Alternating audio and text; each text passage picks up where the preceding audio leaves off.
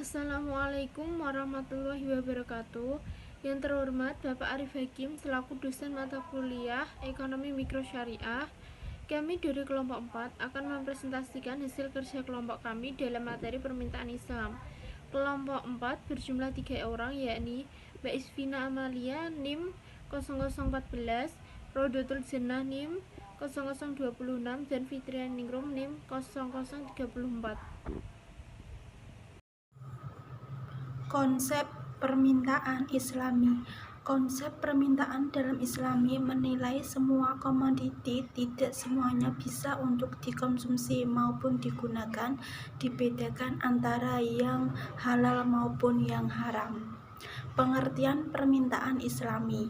Dalam ilmu ekonomi, istilah permintaan atau demand mempunyai arti tertentu, yaitu selalu menunjuk pada suatu hubungan tertentu antara jumlah suatu barang yang akan dibeli orang dan harga barang tersebut. Permintaan adalah jumlah dari suatu barang yang mau dan mampu dibeli pada berbagai kemungkinan harga selama jangka waktu tertentu dengan anggapan hal-hal lain tetap sama atau ceteris paribus.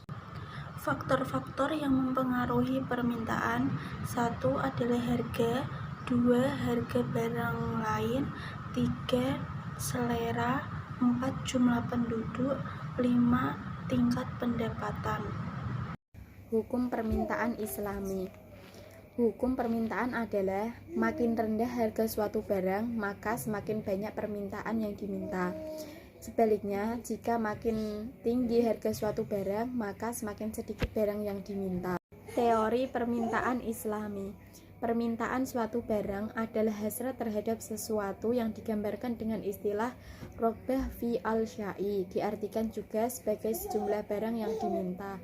Secara garis besar, permintaan dalam ekonomi Islam sama dengan ekonomi konvensional, namun ada prinsip-prinsip tertentu yang harus diperhatikan oleh individu muslim dalam keinginannya. Islam mengharuskan orang untuk mengkonsumsi barang halal dan thayyib. Kurva permintaan Islami. Berdasarkan hukum dan teori permintaan atas barang yang sudah dijelaskan sebelumnya, bahwa seorang individu di pasar ini dipengaruhi oleh adanya harga ataupun sebaliknya. Pembelian barang ini akan mempengaruhi harga barang di pasar. Maka dapat diketahui beberapa besar perubahan permintaan terhadap perubahan harga atau sebaliknya. Menurut kurva permintaan adalah bila permintaan naik, maka harga turun, dan bila permintaan turun, maka harga naik.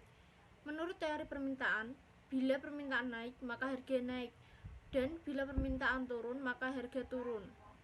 Konsumsi intertemporal.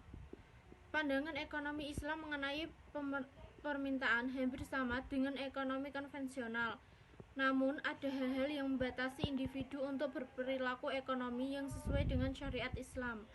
Dalam ekonomi Islam, norma dan moral yang berbasis syariah merupakan prinsip dasar untuk menentukan individu atau masyarakat melakukan kegiatan perekonomian, sehingga teori yang ada berbeda dengan teori konvensional.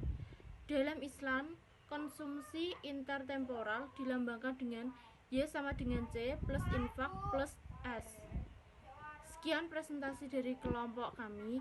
Bila ada salah-salah kata, kami mohon maaf yang sebesar-besarnya. Wassalamualaikum warahmatullahi wabarakatuh.